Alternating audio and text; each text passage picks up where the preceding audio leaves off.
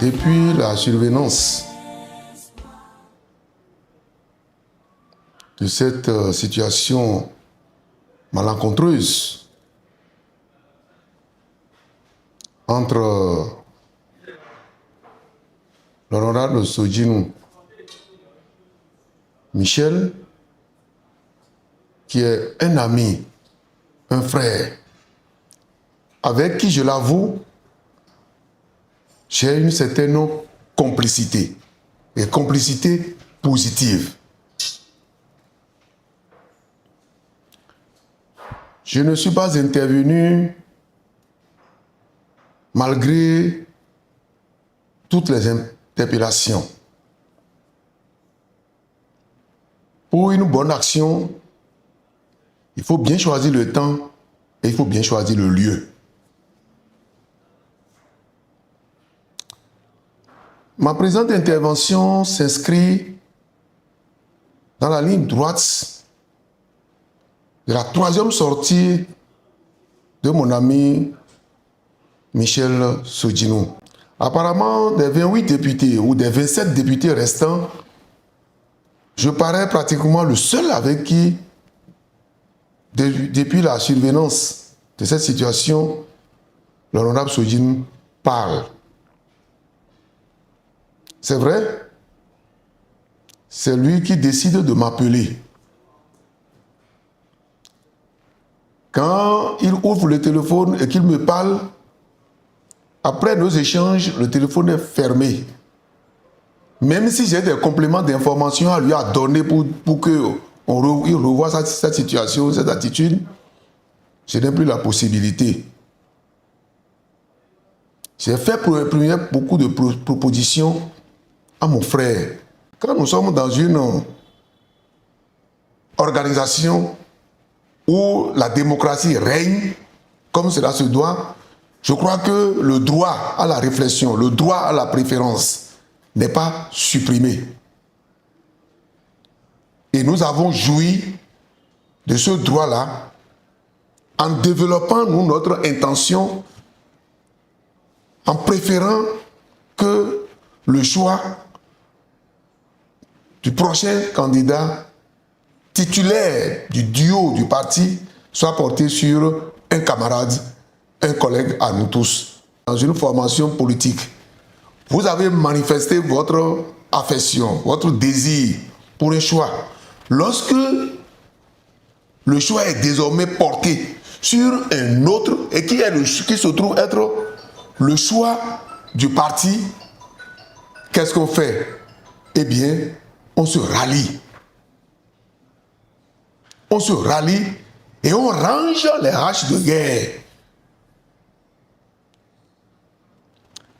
Cette approche de solution que mon cher ami Sojinu,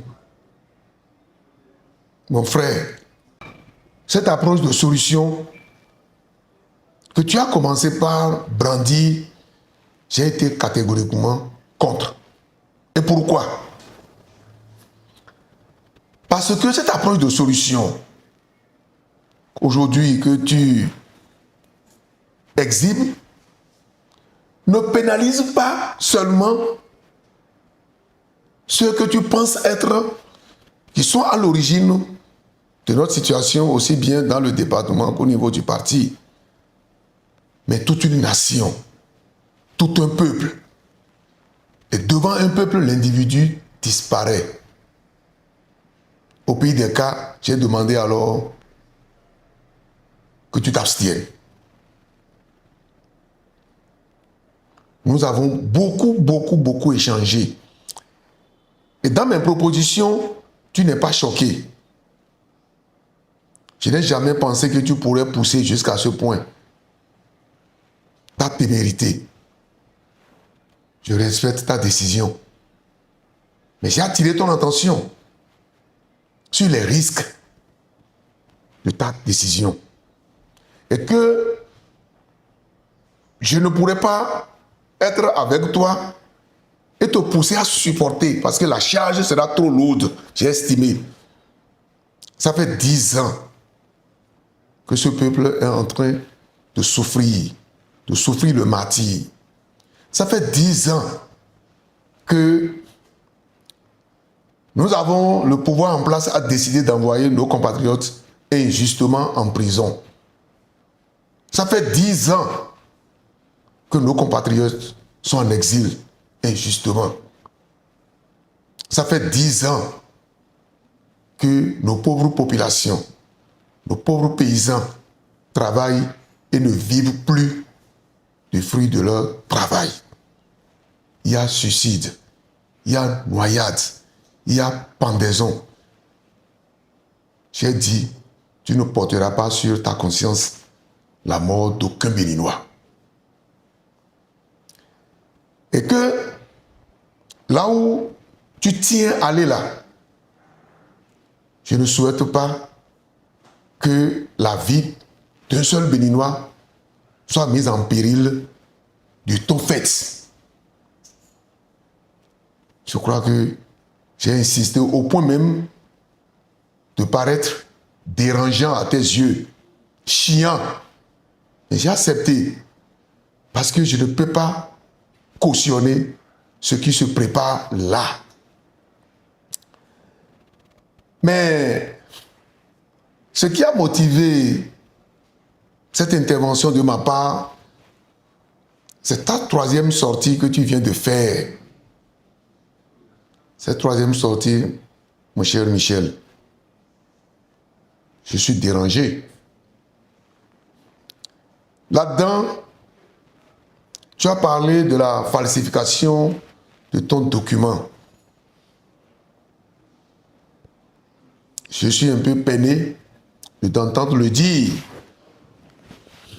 Parce que falsification, la fiche de parrainage que le parti est allé remettre le vendredi passé à la Sénat, cette fiche, je crois que chacun de nous a reçu cette fiche à la Sénat, a écrit son nom et a signé et a la remise au président du parti de façon publique, volontairement. Nous l'avions fait. Là-dessus, nous n'avions pas écrit, personne n'avait écrit le nom de Dio sur sa fiche. Et donc, il avait été donné au parti, étant donné que désormais, c'est le parti qui a la priorité sur ces fiches pour son utilisation. Il revenait au parti de compléter le remplissage, ce qui va conduire à la mise, à l'inscription du Dio. Ça a été fait pour toutes les fiches. Toutes les fiches. Alors, falsification, je ne sais à quel niveau nous allons parler de falsification. Ta fiche n'a pas été traitée à part. Ta fiche a été traitée comme toutes les autres 27. Et que tu parles aujourd'hui de falsification. Je crois que aujourd'hui tu es le seul à poser un acte. Soit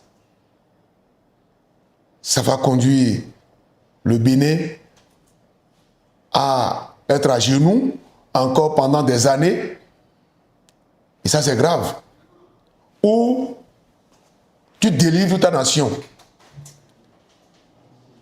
Et tu n'auras pas le choix que de délivrer ta nation. Tu ne feras pas ça. Tu n'iras pas là-bas. Tu ne feras pas ça, Michel. Tu ne feras pas ça. Je continue de le dire. D'un autre côté, tu as fait allusion au président Yahi Boni. Bon, en le traitant de régionaliste. Bon, je crois quand même que il y a lieu d'avoir un peu de retenue. On dit aujourd'hui qu'il fait preuve de légèreté, de régionalisme. moi, je me retiens par rapport à ça, en ce sens que celui dont nous parlons, à savoir le président Dr Boni Yayi, il a dirigé le pays pendant 10 ans. Il avait prévenu les Béninois de tout ce qui se passe aujourd'hui. Et quand on fait un tour rapide sur les personnalités qui ont occupé des postes clés dans ces différents gouvernements, je crois que vous allez les retrouver dans la partie méridionale de notre pays. Et je crois quand même que la bataille à mener n'est pas à ce niveau. Aujourd'hui, quelles que soient tes récriminations, quels que soient les reproches à faire, ça ne peut pas justifier qu'on prive le parti de ta fiche et que par ricochet, empêcher la participation de cette formation politique, la seule de l'opposition, la plus en vue de l'opposition aussi, de prendre part à ce rendez-vous électoral d'avril prochain. C'est capital. Et je te prie de mesurer l'ampleur, les conséquences d'un tel acte. Et sur cette approche de solution que tu tiens, n'est-ce pas, à avoir pour les différents problèmes. Sur ce, moi, je ne suis pas en train, je ne m'associe pas à ça, clairement. Et ce n'est pas maintenant que tu le sais, ce que je suis en train de te dire, nous l'avions à plusieurs reprises, je te l'ai dit directement, par téléphone, par messagerie. J'ai toujours dit qu'il n'est pas bienséant qu'on aille pour régler le problème de quelques personnes, qu'on mette toute une nation à genoux, qu'on mette tout un peuple à genoux. Je ne serai pas, en tout cas, celui par qui ça va arriver. Et je t'ai dit, ne sois pas celui par qui on empêche le parti aujourd'hui d'aller aux élections. Je refuse ça et c'est ça que je tiens à t'expliquer. Je vais dire ceci pour m'en arrêter. Dans cette crise, s'il y a encore quelqu'un qui tient à ce que nous continuions le dialogue avec toi, que nous continuions les échanges avec toi, c'est encore le président Dr Thomas Boni Yayi. Je crois qu'il serait plus honnête de ma part de restituer les choses dans ces conditions-là. Et je suis sérieux en le disant, il tient. Alors, si quelque part il y a des invectives, il réagit automatiquement. Il réagit automatiquement contre tout propos tendant à t'humilier, à te critiquer. Mais il m'a toujours dit, Célestin, c'est ton frère, parle-lui. Je l'aime, c'est parce qu'il ne veut pas parler avec moi que je te charge. Sinon, je suis prêt à parler avec lui, car il s'est fâché. C'est normal, c'est un être humain, mais ce qui le fâche, je crois qu'il faut qu'il libère et qu'il permette au parti. Nous allons nous asseoir et tout ce qui pose problème à son niveau, nous allons revenir. Même les conditions qu'il va exiger, nous allons écouter et ensemble, nous allons dériver le pays. Alors donc, moi, je souhaiterais qu'on n'aille pas trop loin, qu'on ne pense pas que ça doit être la fin des relations avec les hommes et que partout où nous allons, c'est les hommes que nous allons rencontrer.